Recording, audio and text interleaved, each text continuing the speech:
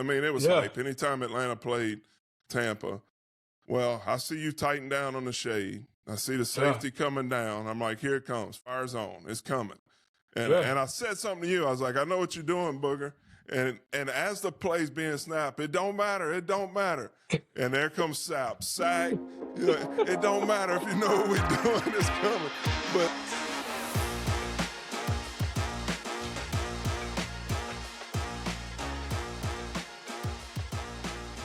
we got a guy that's a fan favorite down here in Louisiana. We go way back, and in the trenches at LSU, you all know him. This is my guy, Anthony Booger McFarland. How's it going, bud? What's up, T-Mac? Man, little did I know that you were going to become a media mogul, have your own podcast and a nice studio. And, I mean, look at you, man. Nah, well, shoot, I don't know about a media mogul. I watch you guys. You look, what's crazy to me, Bug, is you look at you, Big Swagoo, Ryan Clark, all guys that came through that LSU locker room. All guys that, while they were at LSU, talked a lot of trash, and now y'all get to go on national TV, and I love watching you guys because y'all are really good at it. I can remember our locker room at LSU, Bug. We always talked about, the college game, what was going on, and the trash talking in that locker room. You guys, now you get paid. You're not talking trash all the time, but you get paid to go talk about football, something you all love. You know what's fun, man, is just that. Is I tell people all the time that they ask me about the travel and they ask me about, going from Tampa to Connecticut. And I'm like, listen, it beats working for a living because talking football and doing what we do now, like this is what we did in the locker room. We sat around in little small groups. We talked about who we were going to play, what they were doing. We talked about the NBA. Like we talked about sports. That was the common denominator between all of us. We came from different backgrounds. We came from different parts of the country. But when you get together in the locker room with good people and you have good, fun, genuine conversation, sometimes you agree, sometimes you disagree. Like that's part of the whole team bonding experience, man. And so I enjoy doing it now. I enjoyed it more back then because when we did it back then, there was no social media. Like you could say something and it might be dumb as hell and nobody else heard about it. Now if you say something, it's around the world in like 30 seconds, man. They didn't have social media when me and you, when we were doing it, man. And I know I couldn't imagine being in the same locker room with you during the NFL days when LSU was going on them runs.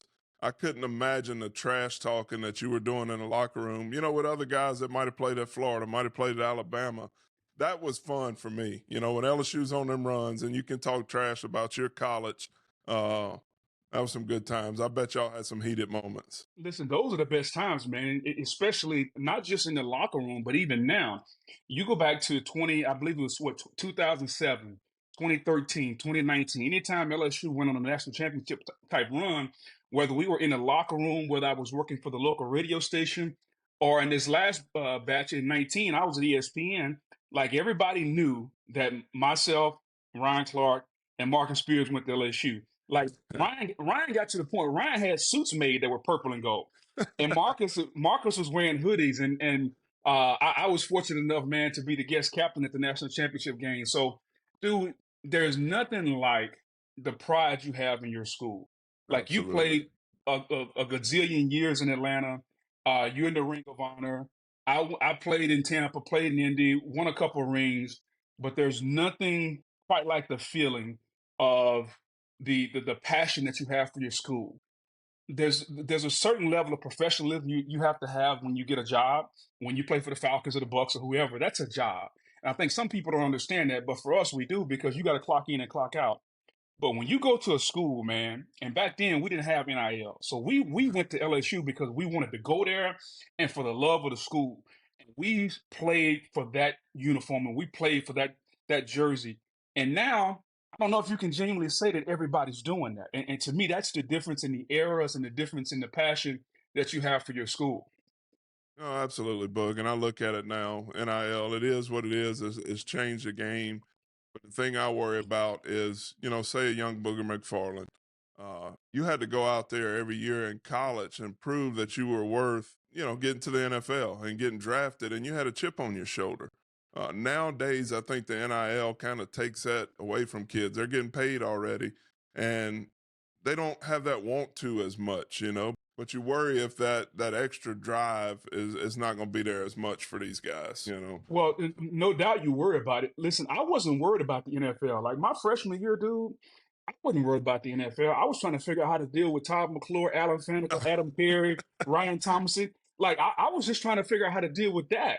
And going against you guys every day required a certain focus. And that focus kept my mind where it needed to be, kept my mind exactly where it should have been, which was at practice, trying to get better. I was never a huge weightlifter. The reason I started lifting a lot of weights, man, is I saw the guys that I was going against, you and you know, Thomas is in there benching 7,000 pounds. I'm like, okay, I mean, I'm not sure that's what we need to be doing. But watching the way you guys worked out, the collectiveness that the offensive line exuded every day, like that's what kind of got me into it and spurred me to, hey, Chuck Wilder, let's go. Like Kenny Mixon, like all these guys, we need to start doing that. And it's amazing how leading by example will help bring others along and also can create the camaraderie. Like we were working, we were grinding, but we were also creating that camaraderie. So that was my focus, man. Like I didn't really start thinking about the NFL truly, Todd, until like the middle of my junior year. Yeah. Because then Yeah. you could start to kind of see it. But dude, my freshman year, I'm like, man, how in the hell can I get through this ISO block where I got a double team on each shoulder and the linebacker sit back there with his back turned to me, you know? Yeah, Booger, you kind of stole my thunder a little bit because that's what I wanted to touch on. And you say you wasn't a big weightlifting guy, and every time I look look across the weight room, you know, you were bench pressing, squatting, I think the most impressive thing about you was your power clean, uh, and it showed on the field. You know, the explosion. So at the same time, I'm looking at you and like, I got to block this dude every day. You know, and we're gonna get into that a little bit, Booger. The dudes we had on that team and why we weren't more successful, but first, you and what you meant to me in my career. You know, I to go against Booger McFarland. We came in together. We were in '95, class of '95 at LSU to bring back the magic. You know, and we had to go out and make a name for ourselves. But having to go against you and Chuck Wiley, you know, you played the shade. Chuck was a three, but having to learn how to block you to reach you was unreal. I didn't play against anybody else in my career. Maybe Leroy Glover. He was a lot lighter, quick as a cat, didn't have the power that you had. But I had to learn how to block you and or get embarrassed and get called out. You know, I had to learn how to do it.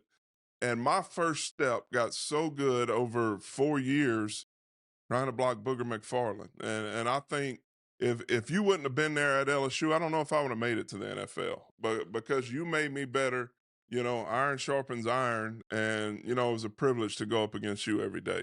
Dude, it's you know what's funny, man, is I often reflect now, and this is not just about football because I got two kids now. My daughter, she'll be 16 next month. My son's 12, That's and I crazy. talk to them about friendships and about their friends and about developing relationships with people. And everything you said was right about the iron sharpens iron. There was something, dude, and I told him this because, like, let's face it, Ty, like we live in a different climate today, and things have changed since '95. When I'll never forget the first time I met you, the first time I met your brother, the first time I met Leo, and just understanding about who you guys were. And so, yeah, we made each other better. But I think there was a laser focus that went beyond that. Not only are we making each other better, I'm developing a relationship with somebody that little did we know. I mean, it's been almost 30 years, dude. And like the relationship that you and I developed, I'll never forget, man. Like unbeknownst to me, when you like I actually wanted to say, hey, can I borrow your truck? And you didn't even hesitate. You're like, sure, just make sure you don't wreck and put some gas in it. And I'm like, dude, like who does that? Like, I'm from Winsboro. This dude's from Baton Rouge. Like, yeah, but that's what teammates do. That's what the bond that was developed every single day. That's what that bond created, dude. And so you talk about I helped make you. I think we help make each other. But one of the things, and I think I've told you this before, and if I haven't, I want everybody to hear this, dude. The the graciousness, the friendship that you showed me here from Winsboro, Louisiana, dude. Like sometimes I get emotional when I talk about it. No, we ain't getting emotional today, But Booger. but I never had anybody that up until that point in my life did that for me, dude. And so I honestly appreciated it. Um, I'm grateful for it. You made me a better young man and made me a better man today. And you embarrassed me a few times, dude, just because, yeah, your first step got so good, it got to the point that Tolly would always like, hey, there's no way you should get reached as a shade. I'm like, Tolly, I mean, you want me to fire off and play the double team, but you also want me to play the reach block. I said, it's kind of got to be one or the other at some point. No, double nickel can do it. How come 9-4 can't do it? And so it was so many of those moments. But I appreciate the player you were, but even more importantly, and you're in the Ring of Honor in Atlanta, and I think your pro career speaks for itself. I want everybody to know I appreciate the man that you are, and more importantly, the friend that you are to me, dude. Well, thank you, Bug, and that means a lot coming from you. Now you're gonna get me emotional talking about it, but it goes back to the way I was raised. My grandfather Archie, I think you got to meet my grandfather Archie, Yeah. one of the crawfish balls or something. He was kind of ahead of his time, and Robert Williams, who was Doug Williams' dad, Yeah. came into Central one day, and he wanted to meet my grandfather. And at that time, I mean, black families and white families they weren't mixing, you know. Right. So Robert comes to my grandfather's house, and my grandfather's brother was there. He got up and left.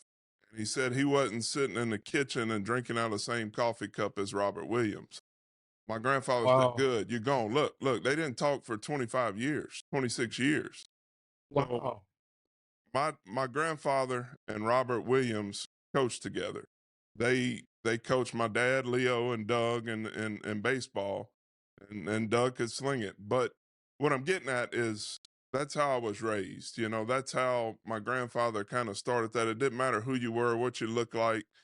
Basically, if you could play sports, we could get along, you know, and that's how it started. Yeah. That's how a lot of things started. And I grew up, me and my brother Trey and Tanner grew up in a locker room. My dad was a college coach at Southeastern. So we got to hang out in locker rooms, see college basketball players from different backgrounds and see them talk trash and see them get along. So I was fortunate for that. But you talk about Booger, I look back at Booger he was in our wedding. I look back at the roster we had of the groomsmen. You had Jew, you got two rings, 2 Super Bowl Yeah. rings. You got Faneca that's got a ring or two and a gold jacket. My brother Yeah. Trey's got 2 national championship baseball rings. I think y'all stole some kind of my mojo. The only thing I got is a Independence Bowl ring and a Peach Bowl ring, Booger. That's all I got, man. Hey, listen, dude. You are in the Ring of Honor in Atlanta. And so no matter what happens for the rest of your life, dude, people are walking that stadium and they'll see your name. And Todd, that's something that your kids are going to be proud of, your kids are going to be proud of, and that's something you can never take away, dude. Like I walk in Tampa Stadium now and I see Leroy Selma's name up there. Mm-hmm. And every time I see his name, I'm reminded of the moments that I had with him. And so when people see your name, they're gonna be reminded of old Mud Duck. They're gonna That's be right. reminded of the guy that used to. First of all, I've been wanting to tell you this also. Uh-oh. I don't know who your equipment manager was, but Uh-huh. somebody needed to talk to him and tell him like your uniform needed to be adjusted. Like you were a great player, but you were the worst dressed center I've ever been around. Like, Oh my dude, I mean, I don't know. I don't know if it was the way you were built, but I mean, Yes. like the jersey didn't fit, and I'm like, and you walk kind of funny. I'm like, can somebody get him a better uniform? That was it, man. I'm That like, was what me, the hell? I wasn't worried about look, I know you used to look in the mirror and make sure everything looked No good before you question. went out on the field. Absolutely. Look, hey, I'm not pretty, but I got the job done, And Booger, I look back at our times in Atlanta, specifically the Michael Vick era in Atlanta, when y'all were in Yeah. Tampa, y'all had y'all's unbelievable defense and the battles we had. I had to go back and look at it. Look, Michael Vick was I want to say 5-5 all time against Tampa Bay. He got hurt in 2003, the year y'all won the Super Bowl, broke his leg, but played against y'all once. But man, we had some battles, and those battles and the build-up was almost like a college game. I remember Yeah. you guys had the video about the roller coaster ride, the Michael Vick experience, and the kid I don't want to be Mike Vick. I don't want to be Mike Vick. But I specifically remember, Booger, and I don't know why this play sticks out. Y'all came to the Georgia Dome, Yeah, and it was the first series of the game. I mean, it was hype. yeah, Anytime Atlanta played Tampa, well, I see you tighten down on the shade. I see the safety yeah, coming down. I'm like, here it comes. Fire's on. It's coming. And I yeah. said something to you. I was like, I know what you're doing, Booger. And as the play's being snapped, it don't matter. It don't matter. And there comes Sap. Sack. You know, it don't matter if you know what we're doing, it's coming. But I mean, that's how good y'all were. I knew when y'all were about to run your blitzes and what y'all were about to do, but y'all didn't care. You know, you had Dude, Sapp in the three, you had Brooks, you had Lynch, Rice. I mean, you could go around and y'all were that good. we didn't hide what we did. I like our defense. And it's funny because Brian Kelly, our head coach now at LSU, as our defense has kind of been struggling, I'll send him a message every now and then, like, listen, coach, defense is not complicated. Like, too many times coaches complicate defense. Mm-hmm. I said, I can list every defense I ran in Tampa right now. And I sent them to him. I sent him all 10 defenses. I said, this is all we had. Yeah. I can still name them today. Over black. All right. When we in over front, we're gonna have a 6 technique on the tight end. We're gonna play man coverage behind. Under China, when we're in the under front, all right, the Sam backer's gonna walk up. All right, we got 4 weak, we got 4 strong. We got 5 zone weak, we got 5 zone strong. That's kind of all we run. And that was All y'all. Yeah, that was y'all. Anytime we're in 2 deep coverage, you're gonna get some type of movement up front. You're gonna get a stick by the 5 technique, or you're gonna get the power stunt. We're not gonna play just 2 deep coverage because we're a man short in the run game. So I say all that to say this to your point. Our defense was simplistic, and we thrived because we were on the details, and it was about us and not about anybody else. And we got up to play y'all because it was a college-like experience. Y'all had a DJ, dude. Y'all had a DJ inside the stadium. Who the hell has a DJ in the stadium besides the Falcons? And so it was a true party atmosphere. We enjoyed it. We loved it. The play I'll never forget is when was it Kenyon Forney was your right guard. Yeah. And it's down by the goal line, and he's been woofing, he's been talking noise, and I'm like, okay, are they gonna run the football, or is this gonna be a play action pass out of the end zone? And so I just tightened up and I guess pass. And I simply said this: when the ball is snapped, I'm gonna try to run through the 6 and the 5. And I ran through the 6 and the 5. I remember. Sack, fumble, Mike Vick.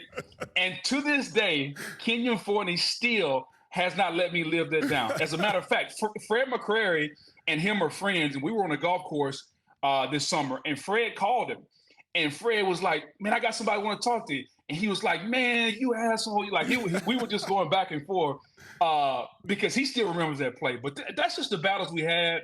And y'all with that zone run scheme, because back then y'all could cut block. And I used to hate going against y'all because I'm like, how come y'all just can't block people straight up? Why y'all got to cut people by the ankles? I'm like, what the hell are we doing now? So great battles, dude. Great battles each and every time. I can remember, we could sit here and talk about old times forever, but I got you in the shade, and I can remember it was early. We had Travis Claridge. He played at USC. I don't know if you remember him. He was drafted high. But he was a nervous guy on the field. So if you were playing on the shade to his side, he'd be like, don't leave me, don't leave me, don't leave me, leave a hand.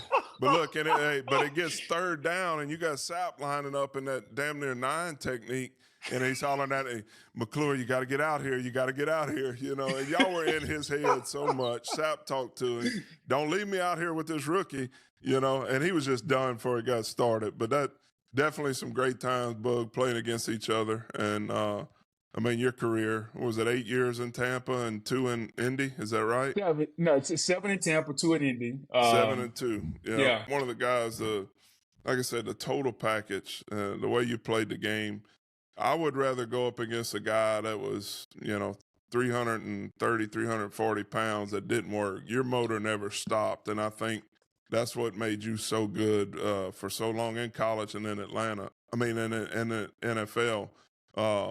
But Booger, I still go back to, and I've heard you talk about this a little bit, I think your first big game in Tiger Stadium, where the lights, it was a day game, Florida, when you came out and you had every pad on that bike made with the elbow sleeves, the knee guards, the going in at fullback. And I think you said you wind up taking it all off halfway through the game, right?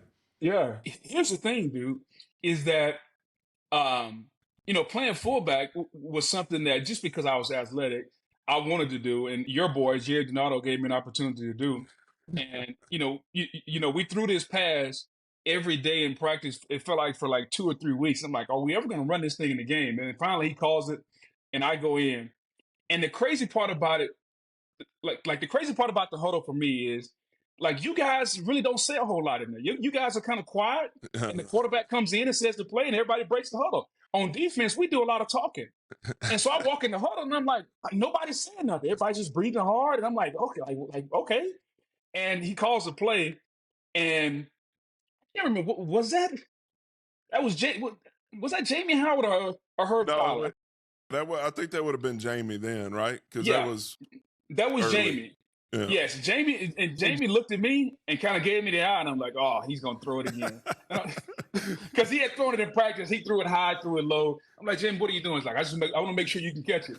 I'm like, okay, just throw it to me. Don't make me go run for it. And dude, to this day, dude, I obviously the story has changed a little bit. I tell people the corner was lined up in the shade, and I had to give him a little hezzy move and kind of shook the corner a little bit. So the story gets better with age, but man, that's that was the first moment in kind of in Tiger Stadium for me that was kind of I'm like, dude, like this is wild. Like, because Yeah. when you're a freshman, man, you don't know what to expect. I played in Winsboro, dude. Like, I played in front of 1,500 people. Like, the largest crowd I ever played in front of was probably 7,000 people. You get to Tiger Stadium, and as a freshman, I'm starting, dude, and it's 90. What back then it was like 95,000 people, Yeah. and it was a day. I'd never played a day game before. Like, we played A&M our first game, Ooh, it was and hot. no doubt, I got pulled at halftime because I was getting my butt kicked. And then, so now we get to Tiger Stadium, and we're playing a day game. And it's like, I think we started that game at like 11 o'clock. Mm-hmm. And I'm like, dude, I didn't know how hot it could get at 11 o'clock. That's why I had to pull all those pads off. Because number one, I didn't want to get hurt. That's why I had all the pads on. But the hotter it got, I'm like, I got to take some of this stuff off, dude. Especially, and that was one of the last time I played with gloves on, if you really want to know. And the only reason I had the gloves on that day is so I could catch the football. But after That's that, I crazy. stopped playing with I stopped playing with gloves on, and I didn't play like my entire career in the NFL. The only time I wore gloves is if the temperature got below 40 degrees. Come on, I didn't realize that. You obviously taped up though, huh? Your fingers and all that. Did you? Yeah, Or I you mean, just? listen, you see how these fingers are crooked? I mean, Yeah. that that, Yeah. that I hear comes from you. grabbing you and trying to get underneath the 6 and the 2 every time. Booger, what our time at LSU with Coach DiNardo, what were we missing? I mean, you look back at the guys we had. You had, they just did the Cecil Collins, who wasn't there long, but you had Yeah, Kevin Falk, Rondell Mealy, Kendall Cleveland. You had David LaFleur, Savoy, who both played time in NFL. Early, we had Kennison. You had Larry Foster. And I know I'm missing some guys, but we had some dudes. And on defense, we had yourself, Wiley, Gabe Northern, Kenny Mixon, Joe Wesley, he played in the NFL for a little bit. You had Denard Walker, Mark Roman, and I know I'm leaving some guys out, but we had yeah. dudes. What were we missing during that time? Well, I think we had a lot of players. We didn't necessarily have a lot of players, I think, at the right spots. Mm, Um, and our depth wasn't what it needed to be. right. Yeah, our frontline guys, like even my freshman and sophomore year, if you think about it, like, because freshman year was myself, James Gilliard, Gabe Northern, Chuck Wiley, like all of us played in the league. Gilliard and Northern left. And so the following year, you had guys like myself, I think Mike Sutton, Kenny Mixon. So, like, we had some Was top Jarvis dudes. did Jarvis come in that year? Was he a freshman our second year, maybe, or third? Freshman, I think he was a freshman that year. So, like, we Yeah. started to develop dudes, but we didn't ever have that group where you could say, okay, we got 7 or 8 guys that can play this year. It was always we got 3 or 4, and Right. then 2 of those dudes will leave, and you get 2 more come up. And so I think now, and you see it even now, like, yeah, there are 22 starters, but realistically, you need about 30 to 35 top of the line dudes to be able to compete week in and week out, because you're going to have injuries. um, you need depth to tail back. We had that. Our wide receivers were okay, but Right. defensively, we needed some more dudes. Like we needed impact guys at the linebacker position. Nothing against Alan Stansberry and Pat Rogers. I think the best linebacker we had might have been Mike Calais, Yeah. and he Yeah. had some issues staying healthy. Robert Deschatel was, I mean, like we had some good players, but we didn't have, like if you go back and look at the LSU championship teams that they've had, Oh think yeah, about Devin. the dudes that they've had and the depth that they've had from top to bottom. And that's especially in the front seven. But we were talented. But if you think Yeah. about it, Todd, before you and I got to LSU in '95, LSU had lost for 6 straight years. So there was a culture that needed to change. And so in '95, when we got there, we were just trying to figure out how to win. And I'll give Donato a lot of credit. And anybody that knows me know me and Jerry don't get along as we take this podcast. But I will give him a lot of credit because he helped develop the culture of we're going to win and how we're going to do it. And I think our group really bought into it. And so 95, 96, 97, I mean, it was momentum building. And in 98, it was supposed to be, peaking to a crescendo. And we get Georgia at the house. Georgia's ranked 4 and we were ranked 3 or vice versa, something like that. And to me, that was the game I think that really started the downfall of the Donato era because that game there, Georgia was loaded. Was that Quincy Carter and Champ Bailey? That was a big hit. Quincy Carter, Champ Bailey, Larry Brown. Like it was, I mean, it was unreal. And we didn't execute. I think we lost that game 28-27, something like that. But we were loaded that year. But for whatever reason, after that game, our season went downhill, man. And Donato lasted one more year, I think, and then he got fired, and Saban came in, and away they went. But we stopped the avalanche that was people looking at LSU and people looking at the culture of our program as a losing program and losing culture. We did that in 95, 96, and 97. We just couldn't get over the hump. And you could say some of that was coaching, probably so. I attribute a lot of it, we weren't deep enough at the key positions, especially, going against the teams that were really good. Like, I can't remember who won the title. I mean, Florida was really good. You think about those Florida teams back then. Sure, they had Warfel and Dude, and man, they were they had 8 first-rounders on one of those teams. Curse, yeah, Javon Curse. You can Easy, go on. Booger, talking about this year 2023 Tigers, you look at what they're putting on the field offensively. I think for me, that offensive line is one of the best, most consistent offensive line that we've had at LSU in a while. You look at Jaden Daniels, and he is consistent every week. He's going to give it to you in the air with his accuracy. He's going to scramble when he needs to. Offensively, we got all the pieces. Defensively, and this is just me, I'm not a defensive guy looking. And I wonder, those guys in the secondary, if you make them cover for a long time, nobody can cover forever. I think our weakest point is our D line. We normally have dudes that are dudes on that D line in the past, and I mean, you can put the best corners in the world out there, the best secondary, and they can only cover for so long. Yeah. My naked eye, my offensive eye, looks like that's the missing link on defense. What are you seeing? So here's what I'll say, and I've been very critical. Like I've watched every snap that they played so far this season.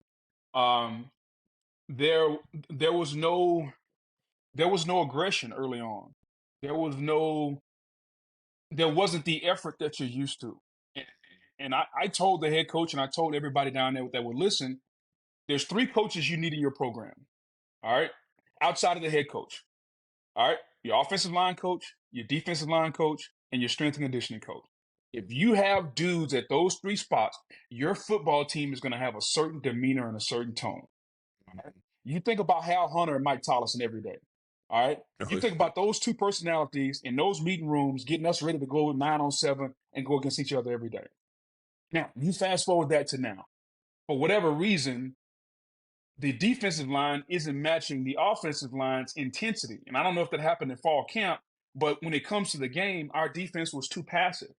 And to your point, if a defensive line is passive, they're not going to get any pressure. If they're not going to get any pressure, then guess what? We're going to be very, very vulnerable on the back end. The bottom line is this, T-Mac, and I don't sugarcoat it. I keep it real. We're not talented enough on defense right now in the secondary. The guys that have talent up front, a la Mason Smith, Wingo. I think one of the dudes that's got to play more is Womack. Like those dudes have got to play more and they got to play better. For the first time that I can remember, the last 2 years, LSU doesn't have the secondary that we normally have. And regardless of whether or not you have guys up front, you still got to cover people. So overall, we're just not as talented as we need to be defensively. I think the head coach recognizes that. Well, I hope he does. They're paying him $100 million to recognize it. So he's got to get it figured out, and they got to do it with recruiting. I think the biggest problem with not only our defense, but I think it's a college football issue, is, and I would love your take on this. The transfer portal has created this aura of almost like free agency in the NFL. So instead of saying, okay, I need, like right now, like if you go back last year, I knew LSU secondary was weak last year. So now as a coach, I know I got to go out and recruit some better secondary guys. Well, what happens is instead of busting my ass when I'm recruiting, I just rely on the transfer portal. And I can go get 2 or 3 corners and bring them in. Well, guess what? There's a reason they're in the transfer portal. No, Like very, absolutely. Yeah. very rarely are you getting stars out of the transfer portal. And I think nothing against him. I forget his name, number 22, the transfer from Syracuse that started the first game. I can't remember his name. If the best Chestnut. corner we can, yes, if Chestnut is the best corner we can get, then we are in a world of hurt. Nothing Yeah. against the kid, he's not an SEC caliber corner, and I think Yeah. the first game of the year showed that, and subsequent games after that showed that also. And so this is a long-winded answer of just saying, hey, our secondary's got to be better. It's a combination of recruiting, and to me, about 1% the transfer portal. You can't live in the portal because you're going to get dudes that are not quote unquote complete players. But I think there's some guys on our defense that are going to be players next year. I love the Stamps kid. I love Womack. I love Weeks. Um, I don't know what Mason and Makai are going to do. But there are some dudes that we got, but our defensive staff and our head coach have to do a better job of recruiting because the offense is outstanding. I don't know if it's 2019 offense, and the reason I say that is this: 2019 offense had number 1 overall pick, first round pick receiver. Sadiq Charles is starting in the National Football League. Damian Lewis is starting in the National Football League. The center is it Thornberry? I think I can't remember his name. But they're starting for the Broncos. Cushionberry. Cushenberry is starting in the National Football League. Like, think about that. Uh, That's Charles crazy. Edwards Hilaire is starting in the National Football League or playing a lot. Think about all the dudes that are playing. And if you look at this offense, I think Neighbors will be a player. I think our 2 offensive tackles are going to eventually play in the league. I think Thomas will uh, get a shot. Thomas will get a shot. I think the tight end is going to get a shot when he comes out. So the offense has 7 or 8 dudes. You're like, okay, that's what a legit team's supposed to look like. Right. Our defense right now, I mean, Mason Smith, he may play. He's been a little bit of a disappointment. I think Wingo, when Wingo is not tired, Wingo can go. Yeah. He'll play. But Perkins will find a spot. Yeah. Other than that, like, where are the dudes that are going to play on Sunday? And so therein lies what's wrong with the defense. I agree with you on that. And that's it's a big problem. It's not just one spot, it's a whole group. Um, Correct. and I hope like you, I watch our Tigers every week, and when they lose, I'm depressed. No You matter too. no matter if they have a good team or they have a bad team, but I think they got a shot to win out. And it's going to be tough to go to Bama. It always is with Saban, but they have a realistic opportunity to go win out and then see what happens at the end. How much do you go around right now? I know you still live in the area. How much do you go over there? Because Brad Davis is who the offensive line coach is a Baton Rouge guy. He's phenomenal, by the way. He is. To me, what he's done, that's what you call camaraderie in that room. Those dudes. Um, how much do you get a chance to go around and just not necessarily talk or speak, or just go around and watch and be around the program? I have been up there once, and like you said, Coach Davis, I love what he's about. He had me come talk to the group, to the offensive line group last year, and work with a few guys on a couple things, but I haven't been up there much. But for me, being an offensive lineman that played at LSU, and to see the product that he's putting out on the field and where they're playing, I stick my chest out because an Yeah, offensive lineman, if you don't hear about them, they're doing good. You start hearing yeah. their names mentioned, that's when you have a problem. And I really, really appreciate what he's doing with that program. Are you? You know, I mean, let me ask you this: Are you amazed at how the game has changed so much? So right now, it's all shotgun. It's all inside outside zone. Dude, when we were at LSU, it was power, it was toss, it was double, it was duo. Like nobody's running duo anymore. Nobody's Yeah. running power. Nobody's running crack toss anymore. Are you amazed? And to your point, at least that's to my eye. What do you see when it comes to how running games are so different now than when you were playing center, not only in the league, but like back at LSU? No, it's changed, Booger. And I've been out to, like you say, to an LSU practice and even to Atlanta to watch a practice. And I'm like, man, I could do that. If I could do this again, I could go play for 20 years. It's like it's flag football out there. Yeah. And Booger, we had some 907, some inside run periods with Donardo that lasted a day and a half. I mean, really, I can remember going through a 24 play 9-on-7 script and Donardo saying, start from the top. And I'm like, there's no way, do I really love football this much? But, Started from the top. Oh, I yeah, love it. but the game has changed, you always hear the old timers talk about, I could do this and I could do that. If I was getting paid that much, it's definitely changed. But it's just the nature of the world and the culture. And, I would hate to be a defensive guy, linebacker, DB. You can't hit anybody anymore, and I Yeah. feel bad for those guys and the fines. Booker, I know you're a busy man. A couple more questions. What's your, like a weekly during football season? Start on a Monday. What's Booger McFarland's world look like right now? Okay, so like my Monday is a little different. So I'm going to start on Tuesday and kind of work backwards. So um, Tuesday is the day. Like usually, man, I get up, I take my kids to school, um, come back, work out. I'm a big Peloton guy. I ride the Peloton every day.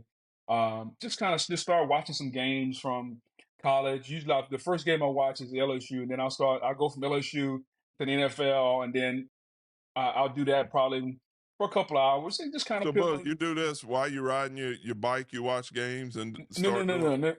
no, no, no, no. Big guy. Riding that bike is hard enough. I got to focus on one thing and one Okay. thing All only. right. All right. Go ahead. All right. So and so I'll get done off the bike, and so I'll watch film from like I don't know in 10:30, 11 till about 1.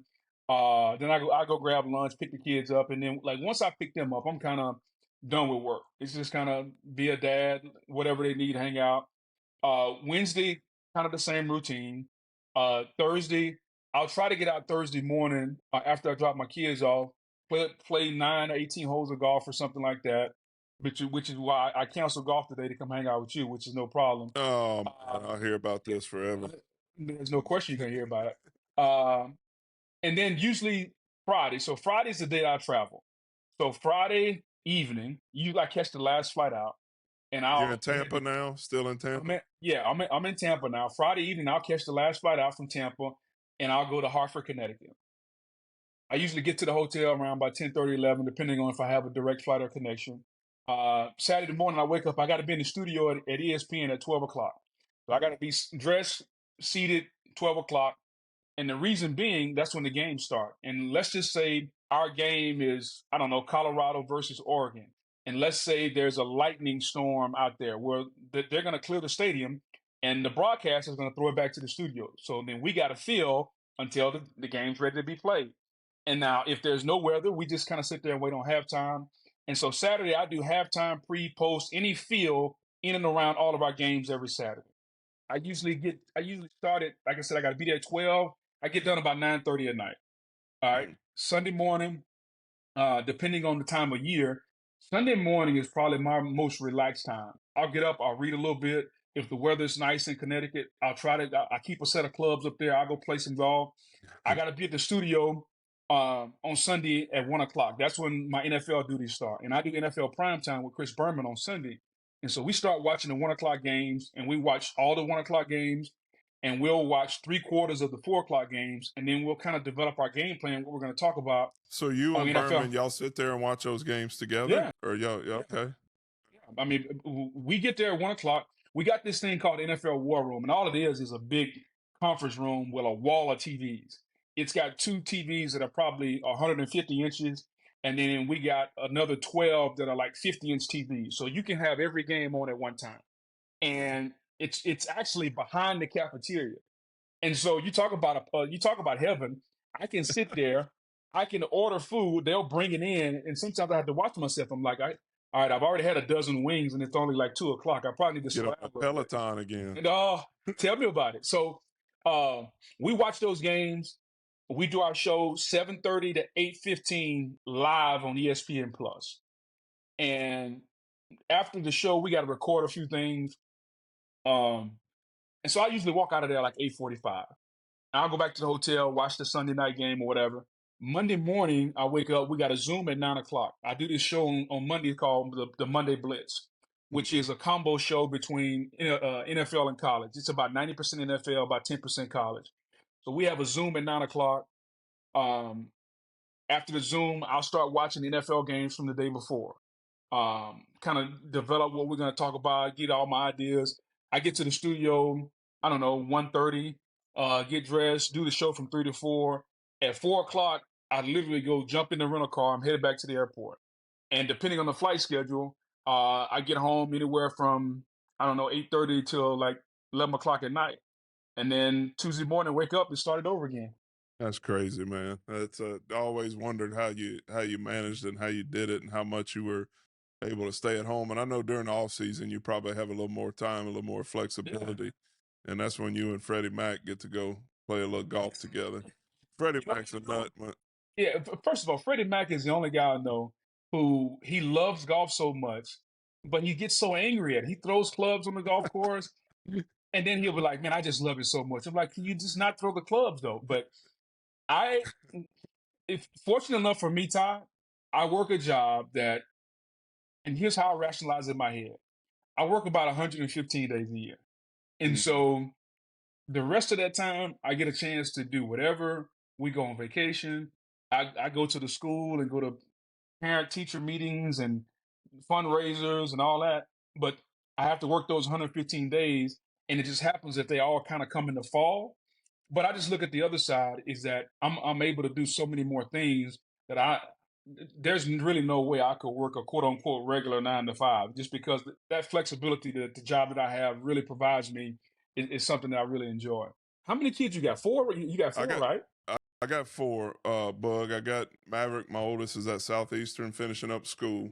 I got a daughter, Ryan, who's at Louisiana Tech. I got a daughter, Riley, who's at McNeese, and then I have a sophomore here at Zachary, my son, Madden. So Wait a we got minute. four. Wait a minute. Whoa. You got 3 kids in college? Yeah, man, we getting old, Bug. What the Huh? hell? I didn't Well, know you had 3 in college, dude. Heidi and I got married in '99. So it I was remember when that. me and you were getting ready, training for the combine. We got married. Well, I'll tell you, matter of fact, Booger, we got married. Heidi went to the Senior Bowl. Her honeymoon was with Leo in Mobile, Alabama for the Senior Bowl. So we went to New Orleans for like a night and then went straight to Mobile for the Senior Bowl. Uh, Wow. but we had, I mean, Maverick in 2001, right? He was born in 2001, and then they were stair step like right after that. Yeah. So yeah, Yeah. we getting old. It seems like it was yesterday we were in Broussard Hall, but it's gone by, flown by, man. So the, the most important job we got, and I'm sure you know this, is being a dad and making sure that when those kids go out in the world, uh, if somebody say, "Yeah, you were raised the right way," like that's all. That's all I want somebody to be able to say to my kids, man, is that you were yeah, raised the right way. I think that's the most important job we got, and as long as we do that, man, everything else kind of fall in line. yeah, absolutely, Bug. Going back and looking back at our time together and what you meant to me, what you meant to my career, and to be able to say that Booger McFarland is a friend, friend for life. I mean, this dude had his own Booger Mobile on Monday Night Football. You know, he watches football on Sundays with Chris Berman. I mean, this is all stuff that's legendary, and you're getting to do something that you love to do, Yeah, and you're really good at it. You know, and to say that I got Booger McFarland a friend, and then like if I told you Booger I needed you here, I feel like you would drop everything you had and you'd be here as quick as you no can get question. here. And I hope the same way here. My life would be different if number 92 hadn't if we hadn't crossed paths. And I appreciate you, Bug, and thank you for coming on, man. Hey, man, anytime, dude. It goes without saying, man, to you and your wife, man. Again, dude, many blessings going forward. I'm sure you and I'll talk, and I hope she knows. I hope you know, what you meant to me, dude, and what you still mean to me today. And just oftentimes, when you tell a story, there's a beginning, a middle, and an end, and the entire story is important, but there would be no middle and no end without the beginning. And I That's often say right. that, and I say it this way because the beginning, one of the first things I learned, again, as I'm developing into a young man, I'm just this 17-year-old kid who's got a little afro, my teeth are crooked, I'm at LSU. And little did I know I was going to meet you, dude. And you changed the way I look, not only at teammates, but camaraderie and going forward, dude. So I'm forever grateful. I love you, love your family, dude. Tell everybody I said what's up, man. Um, and we got to get out on the golf course. I'm not gonna ride any bulls. I'm Yeah. not gonna jump on any cows. But I do have a feeling that you could play some golf. So maybe Whew. we'll intermingle on the golf course and not on the ranch somewhere. Booger, I used to play golf. I don't anymore, so we're gonna have to find something else. I don't know if we could fish or do something, but we'll find a reason to hang out, and maybe it'll be going back to Burns Steakhouse where when you walked into Burns, I'm telling you, I went down to like I said, it's gone forever. Booger picks me up at the team hotel in Tampa, takes me to Burns Steakhouse, and it was like Norm from Cheers. Everybody knew who Booger was. I think they started cooking his food when he walked through the door because they knew what he wanted. But Oh, but Booger, I love you, man, and really appreciate you coming on the show. anytime, man.